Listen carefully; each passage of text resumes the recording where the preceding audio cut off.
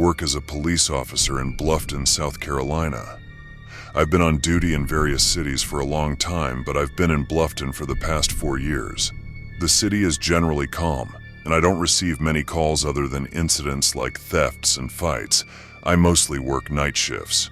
One day during another night shift around 2 a.m. as I was patrolling the city for the safety of its residents, I received a distress call. Someone reported hearing screams from the adjacent apartment. I was about 15 minutes away from the scene and instructed the caller to stay calm and observe if anyone exited the apartment. When I arrived at the scene, a woman greeted me and identified herself as the one who made the call. She explained that a middle-aged woman who recently separated from her husband lived in the room where the screams were heard.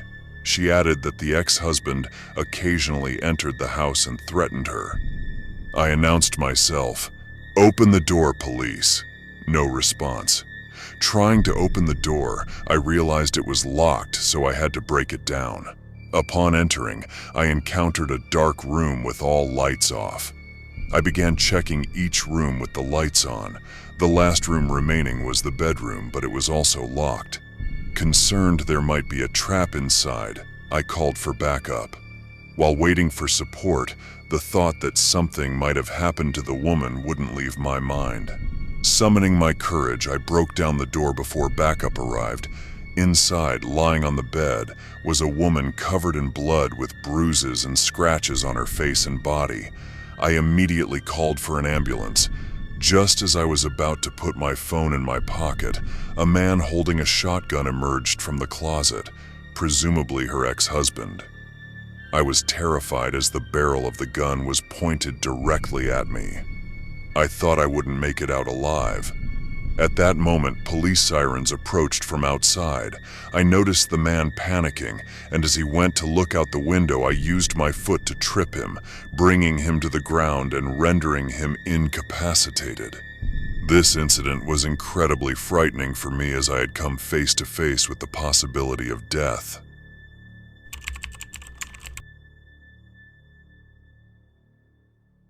I'm currently a 35-year-old police officer, and I've encountered many criminal incidents, but 12 years ago, when I was 23, and just starting my career in the police force, the incident I experienced was very different, and I can never forget it.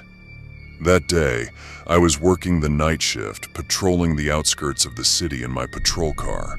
I noticed that the fuel was running low, so I headed to the nearest gas station. After refueling, I noticed a car speeding past on the road.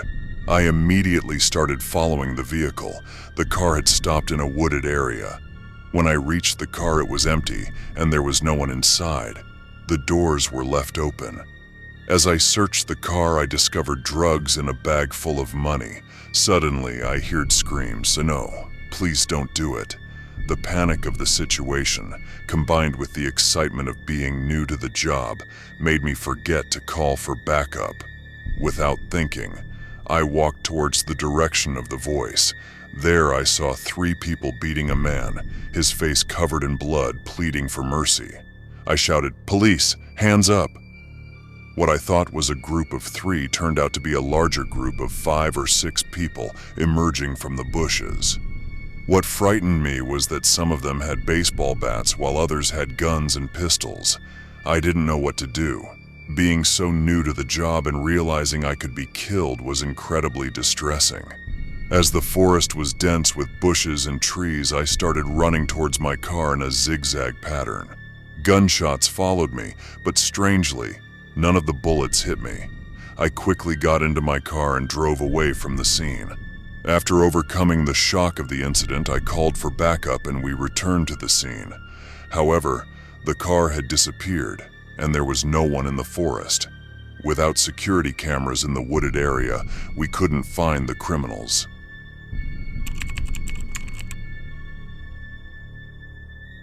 I am currently 62 years old and retired. I served as a police officer for 30 years, and throughout my career, I experienced numerous incidents. One of the most frightening ones was as follows. It was around 3:30 a.m., and Stephen and I were taking a break, grabbing a snack. Suddenly, we received an emergency call and rushed to the scene. An elderly man greeted us, looking extremely frightened. He informed us that he had heard strange screams coming from his neighbor's apartment. We discovered that a woman who lived with her baby was the one screaming. She was a drug addict and there were self-inflicted razor marks on her arms. She was covered in blood, writhing on the floor. Despite our efforts to calm her down, we couldn't succeed. We took the woman to the hospital as her addiction posed a threat to the safety of her child. We placed the child in a care institution. 2 weeks later, we received another call from the same elderly man. This time I went alone to the scene. Once again, the elderly man met me. He reported hearing the sound of breaking glass, items being thrown to the ground, and screams. The woman's door was slightly ajar, so I quickly entered the room. The woman was lying on the floor, surrounded by shattered glass with cuts all over her. When I tried to check if she was alive, she suddenly tried to stab me with a concealed knife. Fortunately, the knife only grazed my arm. I subdued the woman, called for an ambulance and backup, and she was sent to a mental hospital after this incident.